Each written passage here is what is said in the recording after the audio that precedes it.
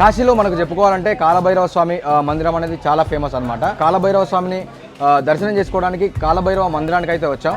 So మనకు ఎంట్రీలో ఇలాంటిది అయితే ఇచ్చారు, ఒక 100 రూపీస్ అయితే ఛార్జ్ చేశారు. సో ఇది ఒక మండువ మాల, సో దేవునికి సమర్పించుకోవడానికి.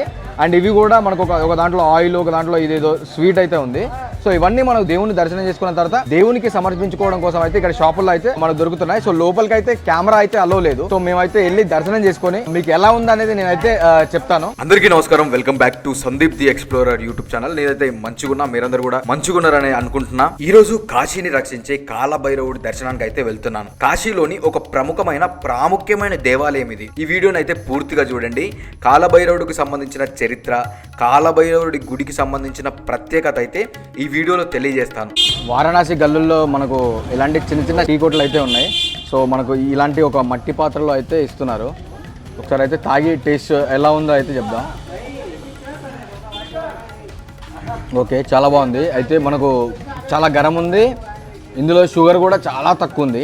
కాశీలో నాకు నచ్చిన సాంప్రదాయం ఒకటి అయితే ఉంది. ఎందుకంటే ఈ మట్టి కప్పుల్లో మనకైతే టీ సర్వ్ చేస్తున్నారు. సర్వ్ చేసిన తర్వాత ఈ మట్టి కప్పునైతే మళ్ళీ పడేయడమే. అయితే ఇక్కడ ఒక సాంప్రదాయం అయితే ఉందంట. అంటే తాగిన తర్వాత, అంటే గ్లాసులు తాగిన తర్వాత మళ్ళీ వాటిని కడగడం అనేది లేకుండా అయితే కాశీలో ఒక సాంప్రదాయం అయితే ఉందంట. ఈ కప్పు అంట 1.5 రూపీ, అంటే రూపాయిన్నర పడుతుందంట. సో ఇందులో టీ పోసిన తర్వాత, టీ తాగిన తర్వాత కప్పు పడేయడమే. ఇక్కడ ఇంకా చాలా కప్స్ ఉన్నాయి చూడండి, ఇక్కడ చాలా కప్స్ ఉన్నాయి. సో కాశీలో మనం టీ తాగిన తర్వాత కప్పునైతే కడగడంట, డైరెక్ట్గా దాన్ని పడేయడమే. సో పడేస్తున్నాను నేను. నా ఛానల్లో కాశీకి సంబంధించిన ఇంకా వీడియోస్ అయితే ఉన్నాయి. అలాగే వాటితో పాటు ఇంకా వేరే ప్రాంతాలకు సంబంధించిన ఎక్స్ప్లోరర్ వీడియోస్ అయితే ఇంకా ఉన్నాయి. మీరు తప్పక చూడండి, తప్పకుండా నచ్చుతాయి మీకు. ఇంకా కాలభైరవుడి చరిత్ర చూసుకుంటే హిందూ పురాణాల ప్రకారం కాలభైరవుడు కాశీని రక్షించే క్షేత్రపాలకుడిగా అయితే విశ్వసిస్తారు. కాశీలోని పురాతనమైన టెంపుల్స్ లో మనకు కాలభైరవ స్వామి టెంపుల్ కూడా ఒకటి. ఈ ఆలయాన్ని ఎప్పుడు స్థాపించారు అనేది మనకైతే కరెక్ట్ గా టైం లేదు, కానీ అంటే ప్రస్తుతం ఉన్న ఆలయాన్ని అయితే 17వ శతాబ్దంలో అయితే నిర్మించినట్టయితే తెలుస్తుంది. ఈ ఆలయంలో స్వామివారికి నైవేద్యంగా బంగు అనే ఒక మత్తు పదార్థాన్ని అయితే అందిస్తారు. దాన్ని తిరిగి మళ్ళీ భక్తులకి ప్రసాదంగా ఇస్తారు. కాశీలో ఆ చిన్న చిన్న సందుల్లో నడుస్తున్నప్పుడు గోడల మీద ఇలాంటి పెయింటింగ్స్ అయితే కనబడుతూ ఉంటాయి. నడుస్తున్నప్పుడు మనకు అలసట రాకుండా వీటిని చూస్తూ సేద తీరుతూ ముందుకు సాగిపోవచ్చు. ఈ ఆలయం వారణాసిలోని విశ్వేశ్వరగంజ్లోని పారనాథులో అయితే ఉంది. కాలభైరవుడు పుర్రెలతో కూడిన మాల ధరించి తన వాహనమైన కుక్క మీద కూర్చుని దర్శనమిస్తుంటాడు. ఇంకా కాలభైరవునికి సంబంధించిన చరిత్ర చూసుకుంటే పురాణాల ప్రకారం ఒకసారి బ్రహ్మ, విష్ణువు ఇద్దరు ఆధిపత్యం కోసం పోటీ పడ్డారు. అప్పుడు వీరిద్దరి మధ్య శివుడు శక్తివంతమైన దివ్యకాంతిలా కనిపించాడు. దాన్ని చూసి కోపోద్రిక్తుడైన బ్రహ్మ తన 5వ శిరస్సుతో కాంతి స్తంభం వైపు చూశాడు. అది కోపంతో మండిపోయింది.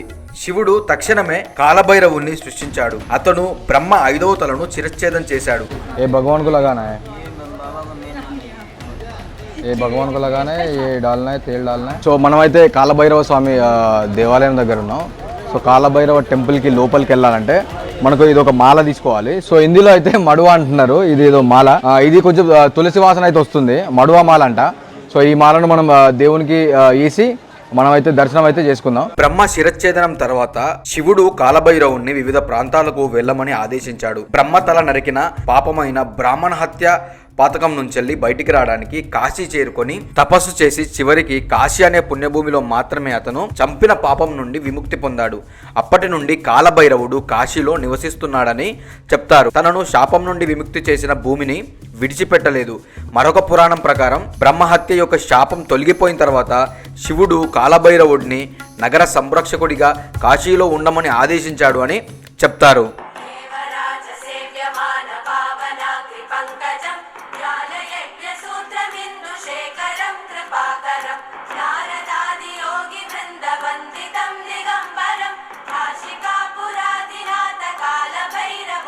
భయం అంటే ఏంటో తెలియని కాలభైరవుని మందిరంలో కర్ర లాంటి వాడితో కొడుతున్నారు. అంటే ఎటువంటి భయాలైనా తొలగిపోవాలని. అలాగే కొన్ని నల్ల దారాలు అయితే అమ్ముతున్నారు ఇక్కడ.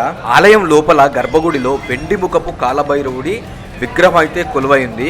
ఆలయం వెనుక ద్వారం మీద భైరవుని మరొక అంశమైన క్షేత్రపాల భైరవుని చిహ్నం కూడా ఉంటుంది ఇక్కడ. కాశీకి వెళ్లిన భక్తులు కాలభైరవుని దర్శనం జరగకుండా కాశీ యాత్ర అసంపూర్ణం అని చెప్తారు. భైరవుని దర్శనం చేసుకున్నాక భైరవుని రక్షణ ఏమైనా జీవితంలో అడ్డంకులుంటే తొలగిపోతాయని నమ్ముతారు. కాశీ నగర పోలీసులు కాలభైరవునికి కొత్వాల్ ఆఫ్ కాశీ అనే పేరును పెట్టారు. ఇంగ్లీష్ లో కొత్వాల్ అనేది పోలీస్ అధికారి రక్షణను పట్టించుకోకుండా మరియు న్యాయం చేయడానికి బాధ్యత వహిస్తాడు. అంటే డేరింగ్ అండ్ డాషింగ్ గా తన డ్యూటీని చేయడం కొత్వాల్ అనే దానికి అర్థం. అయితే అతన్ని కాశీ కొత్వాల్ అనే బిరుదుని కాలభైరవునికి అయితే అందించారు. కాలభైరవుడు త్రిశూలాన్ని పట్టుకుని కాలానికి సంబంధించిన కదిలే అంశానికి జీవిత అశాశ్వతకు ప్రతీకగా నిలుస్తాడు.